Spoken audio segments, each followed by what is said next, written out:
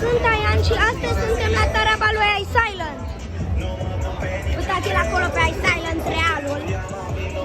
Am până și kendama semnată cu iSilent. Cel mai popular YouTuber din România. Deci aș vrea doar cu el. Aș vrea doar cu el să facă vorba. Bună iSilent! Bună iSilent! Da, nu știu de ce nu este și fratele lui. O kendama. Kendama.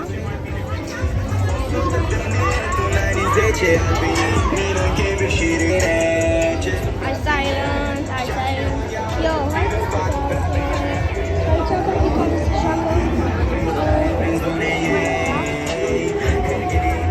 iSilent nu vine să cred iSilent real. Hai, dacă mai vreți videoclipuri în care suntem cu youtuberii cei mai faimoși din România, dați like și abonați-vă. Hai, v-ar zice și iSilent, după ce face poză mă duc la el. Hai, stați. iSilent! Salut! Haide!